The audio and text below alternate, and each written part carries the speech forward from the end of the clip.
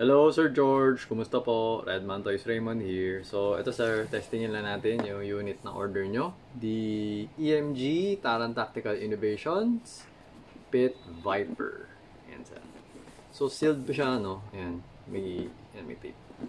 So, ngayon lang natin siya bubuksan. Okay. So, ito, kateri natin. Okay, ayan. Wait lang. Okay. So, ito yung unit. Okay.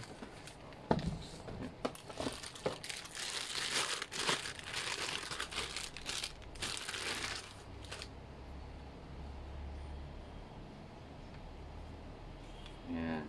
So, this is the same size with the one used in the movie, John Wick 4 pistol. Okay, so yan, parehas. Rose gold yung barrel.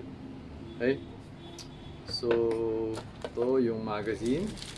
Okay, so nga pala, meron pa pala tayong kailangang modification na gagawin for this one. Kailangan natin palakihin yung butas. Hindi pa natin siya na-modify kasi sealed. Galing siya sa box. So, actually medyo nakalimutan ko yun. Pero, ang gagawin natin ngayon is tatanggalin ko na lang muna yung ilalim para matesting natin. Okay. Tapos, mamaya, i-modify ko siya. Kasi hindi siya makakargahan ng gas eh. Masasayang na yung gas. No? Tapos, so i-modify ko siya bago ko siya ipapak. Okay. So, ngayon, papakita ko lang sa inyo yung testing. Well, nandito na tayo. Okay. Ipitan ko lang konti yung mga screw para hindi siya sumingaw. Para mas matagal siya sumingaw. Parang ganun. Okay, so ayan. So lagyan natin ng gas. Okay. Tapos lagyan natin ng bala.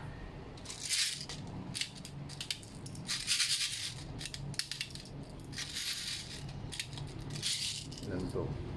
1, 2, 3, 4, 5, 6, 7, 8, 9. 9 na BB. Okay?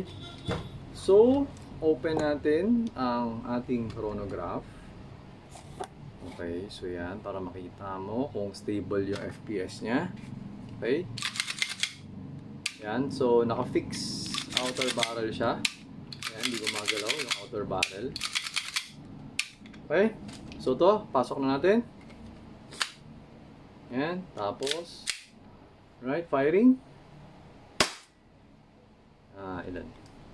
354.1. So ayan sir, check nyo na lang, no? Sa blowback, check ko na rin para makita ko kung stable ba. Kasi yung blowback na okay naman. Malakas yung blowback. Ayan. 343, 339, 340. Mamaya siguro kargahan ko ng konting gas. Kasi baka kulang yung 337. Malakas pa naman. 336.5. Wait lang. Kargahan ko lang konti. Kasi nakapagputok na tayo. Konti lang naman. Para hindi tayo mabitin. Okay. 338.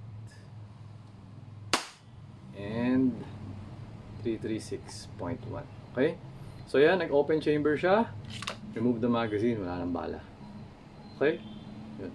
So, medyo atras ko lang, hilain ko lang konti. Then, baba ko yung slide catch. No? And then, hammer down. Okay? So, ayan sir, okay na tong unit mo. So, testing na natin, okay naman siya. So, ang gagawin ko na lang ngayon is, i-modify ko tong butas na to. Didrill natin, papalakihin natin para magkasya ito. Kasi pag yung green gas yan, hindi siya kasya eh. So hindi siya magcha-charge. Kaya kailangan natin ng modify ito. Okay? So ayun sir, thank you for your order. Until next transaction po, always remember to stay safe, stay great, be good, and be thankful always. God bless po sir. Bye-bye.